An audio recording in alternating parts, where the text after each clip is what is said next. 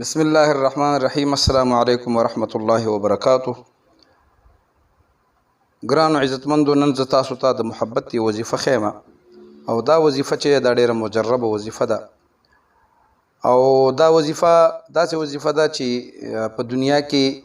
چې څومره وظایف کیږي د محبت دپاره، نو دا وظیفه د ټولو نه زیاته کیږي. که ستاسو نه څوک ناراضه شوی وي خپل خپلوانو کې، یا دوست یا ښځه خاوند، یا د دې نه علاوه چې کوم دی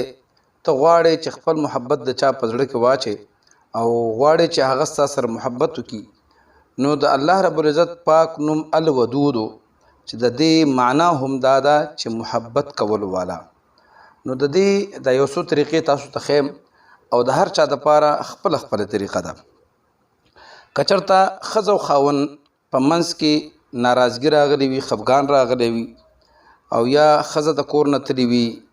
یا چې کوم دی خاوند چې کوم دی هغه په زور باندې د کور نه شړلی وي، او یا په یو کور کې وي خو د یو بل سره مینه محبت نه وي او غواړي چې بې پناه محبت د یو بل سره وکړي، نو که ښځه یې کوي که خاوند یې کوي، که زما دا ویډیو هر څوک اوري، د هغې دپاره د ښځې او د خاوند د محبت دپاره دا ډیره بهترینه وظیفه ده. طریقه کار یې دا دی چې د سحر لمونځ نه پس د سحر لمونځ نه پس به 11 ځل درود شریف وي،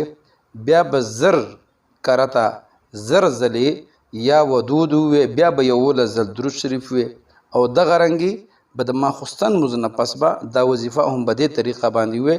11 ځل درود شریف او زر کرته چې کوم دی یا ودود، بیا 11 ځل درود شریف، د هغې نه پس دعا. او دا یو خبره به ذهن کې ونیسئ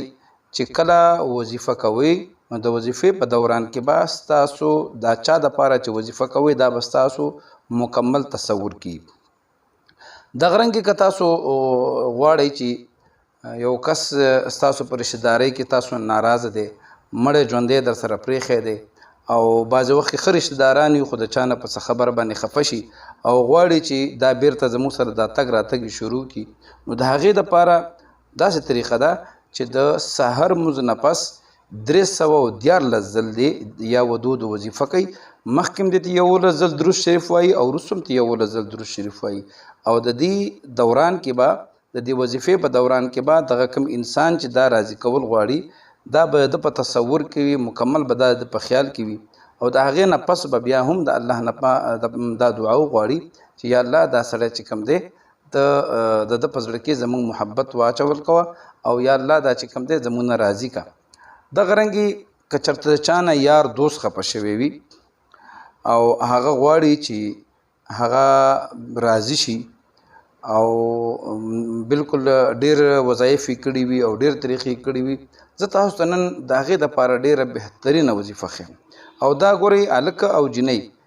د جایز محبت دپاره، نو جایز محبت دې ته وایي چېرته دوی اراده د واده وي،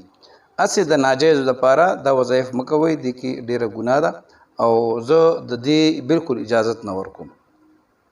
که چېرته دغه رنګې یو 2 کسانی او غواړي چې د ده سره زما محبت پیدا شي یا د هغه زما د هغه په زړه کې زما محبت پرېوځي، نو ډېره اسانه طریقه یې ده، د سحر لمونځ نه پس به 100 ځل به درود شریف ووایي، هر یو درود چې درته اساني، صلی الله علیه وسلم هم ویلی شي، د مونځ درود چې کوم دی کوم په مانځه کې مونږ وایو هغه هم ویلی شي، نور درودونه دي بې شمېره چې کوم درود دته اسان وي، نو 100 ځل به درود شریف ووایي او 200 ځل به یا ودود ووایي، او بیا به د هغې نه پس بیا 100 ځل درود شریف ووایي. خو دا چې کله دا وظیفه ختمه کړي د سحر لمونځ نه پس، نو دغه سړی چې کوم دی دغه کوم انسان چې دا غواړي چې د محبت ورسره پیدا شي، نو دا به د خپل سوچ او تصور کې به دا راولي او به د تصور کې به د ده به د مخ باندې ورچوف کړي. ان شاء الله العزیز د یو هفتې پورې چې دا وظیفه وکړي، نو دا که هر څومره سخت زړی وي او هر څومره دا دنه ناراضه وي، نو ان شاء الله العزیز الله رب العزت به د دې پاک نوم له برکته او د دې وظیفې له برکته به الله رب العزت هغه راضي کړي، د دواړو منځ کې به